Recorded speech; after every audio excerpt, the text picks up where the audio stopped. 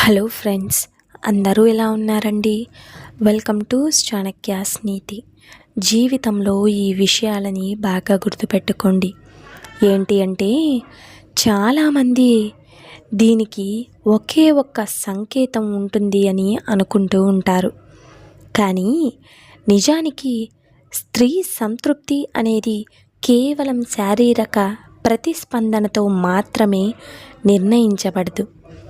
ఈ వీడియోలో అయితే స్త్రీ సంతృప్తి చెందింది అని సూచించే కొన్ని విషయాలైతే మనం తెలుసుకుందాం. అయితే దానిలో మొదటిది ఆమె రిలాక్స్గా కనిపించడం, సంభోగం తర్వాత ఆమె ముఖంలో ప్రశాంతత, అలాగే ప్రశాంతంగా ఉండడం, ఒత్తిడి తగ్గినట్లు కనిపించడం మంచి సంకేతంగా అయితే భావించవచ్చు. అయితే ప్రతి ఒక్కరూ ఒకే విధంగా స్పందించరు. కొంతమంది మాట్లాడుతారు, ఇక కొందరు నిశ్శబ్దంగా అయిపోతారు. ఈ రెండు సహజమే. ఇందులో రెండవది ప్రేమగా దగ్గరగా ఉండాలని అనుకోవడం. సంభోగం ముగిసిన వెంటనే దూరంగా వెళ్ళిపోకుండా మీ చేతిని పట్టుకోవడం, అలాగే హత్తుకోవడం, మీ భుజంపై తల పెట్టుకోవడం లేదా ప్రేమగా మాట్లాడడం వంటి ప్రవర్తన ఆమెకు ఆ అనుభవం సానుకూలంగా అనిపిస్తుంది అని చెప్పొచ్చు. ఇక మూడవది చిరునవ్వు మరియు సంతోషమైన మూడ్. సంభోగం తర్వాత ఆమె చిరునవ్వుతో ఉండడం, సరదాగా మాట్లాడడం లేదా సంతోషంగా కనిపించడం కూడా మంచి సంకేతమే.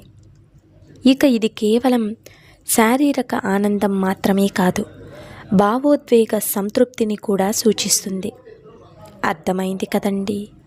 అలాగే ఇక నాలుగవది తన భావాలను స్వేచ్ఛగా చెప్పడం.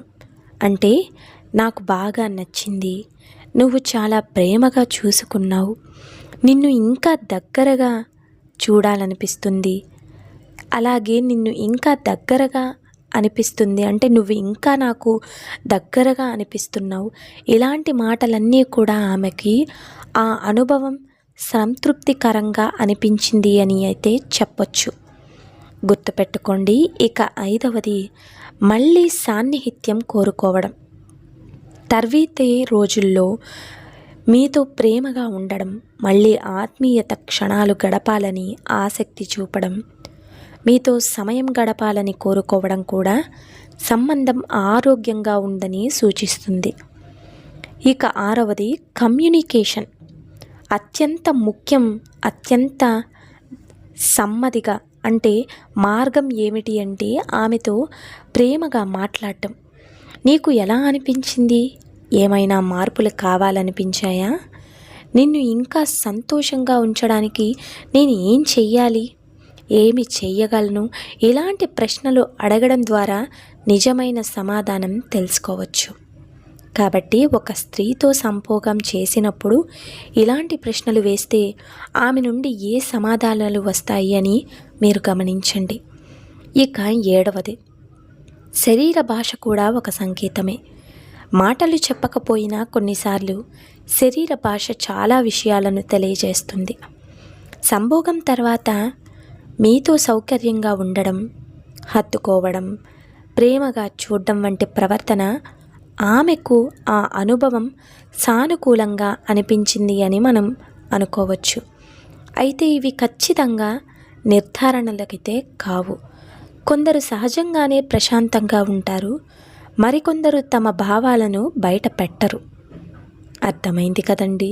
ఇక ఎనిమిదవది సంతృప్తి అంటే కేవలం ఉద్వేగ శిఖరం అంటే అర్ఘాజం.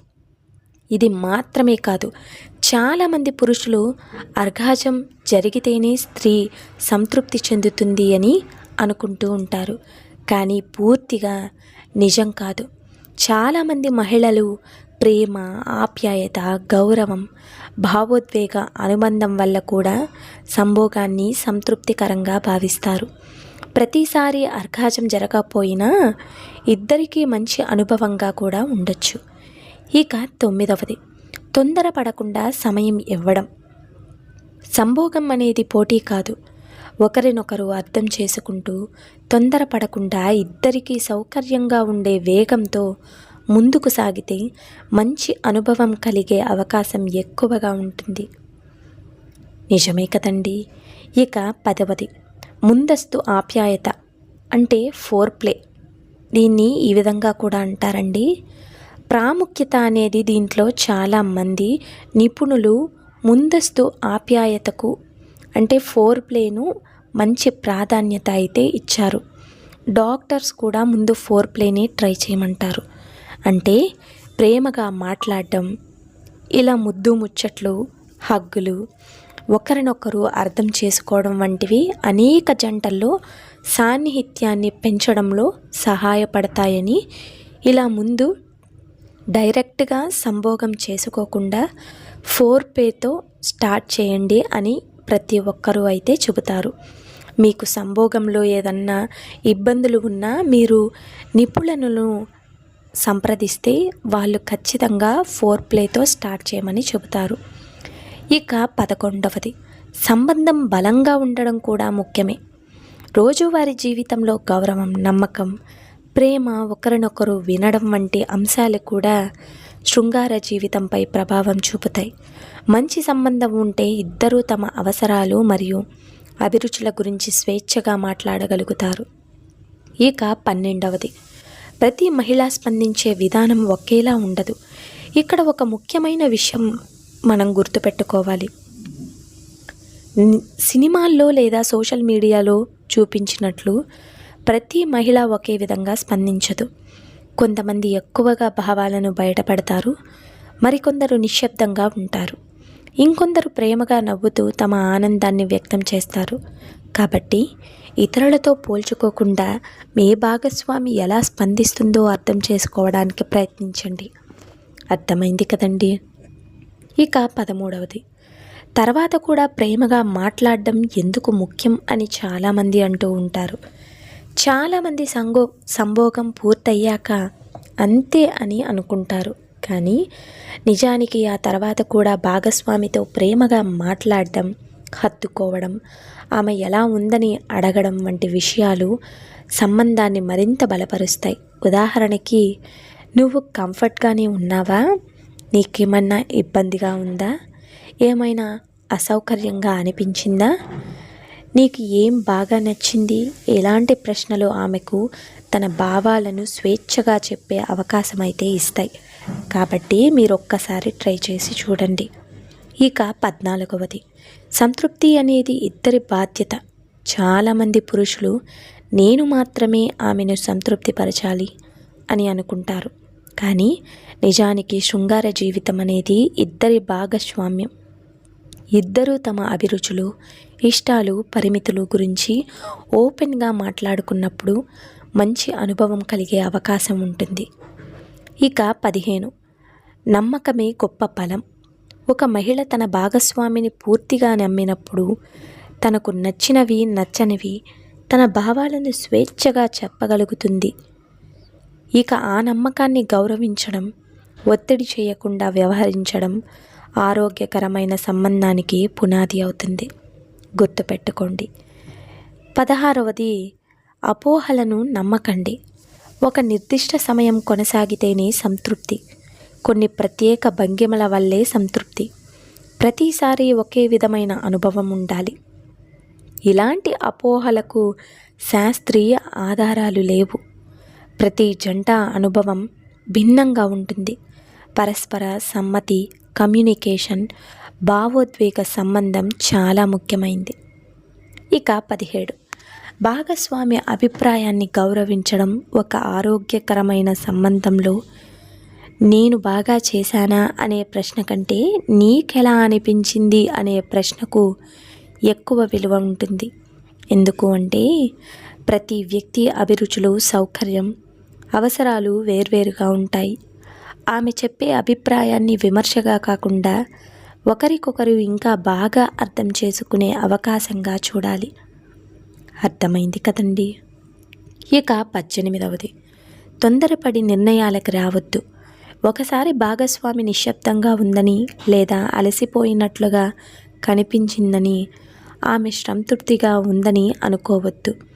కొన్నిసార్లు అలసట, ఒత్తిడి, ఇక నిద్ర లేకుండా లేదా ఇతర కారణాల వల్ల కూడా అలాంటి స్పందన ఉండొచ్చు.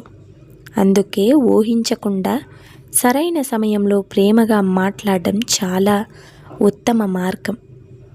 19వది, ఆరోగ్య పరిస్థితులు కూడా ప్రభావం చూపుతాయి. శారీరక ఆరోగ్యం, హార్మోన్ల మార్పులు, మానసిక ఒత్తిడి, ఇక మందుల ప్రభావం వంటి అనేక అంశాలు కూడా లైంగిక అనుభవాన్ని ప్రభావితం చేయొచ్చు. అందువల్ల ప్రతి అనుభవం ఒకేలా ఉండాలని ఆశించకండి. ఒకరోజు అనుభవం ఆధారంగా మొత్తం సంబంధాన్ని అంచనా వేయడం సరైంది కాదు. మంచి సంబంధానికి 3 బంగారు నియమాలు. అందులో మొదటిది పరస్పర సమ్మతి, ఇక రెండవది స్పష్టమైన కమ్యూనికేషన్, చివరిది పరస్పర గౌరవం. అర్థమైంది కదా? ఈ 3 అంశాలు ఉంటేనే ఇద్దరికీ కూడా సురక్షితమైన, సంతోషకరమైన, అలాగే ఆరోగ్యకరమైన శృంగార జీవితం ఉంటుంది. చివరి ముగింపు అందరి కూడా స్త్రీ సంతృప్తి చెందింది అని తెలుసుకోవడానికి ఏదైనా మాయ సంకేతం ఏదీ లేదు. గుర్తుపెట్టుకోండి, ఆమె భావాలను వినండి, ఆమె సౌకర్యాన్ని గౌరవించండి, ఒకరినొకరు అర్థం చేసుకుంటూ మెలిగిపోండి. అంతే, ఇక ఎప్పుడూ కూడా మీ జీవితం అనేది సంతోషంగా సాగిపోతుంది. అర్థమైంది కదండి? సో చూశారు కదా ఇవాల్టి వీడియో. ఈ వీడియో మీకు నచ్చిందని అనుకుంటున్నాను. నచ్చితే చిన్న లైక్ చేసి మన ఛానల్ని సబ్స్క్రైబ్ చేసి సపోర్ట్ చేయండి friends. Thank you for watching friends. రేపటి వీడియోలో చాణక్యులు గారు ఏ మంచి మాటలను, ఏ మంచి సూక్తులను మనకి చెప్పబోతున్నారనేది మనం రేపటి వీడియోలో అయితే తెలుసుకుందాం.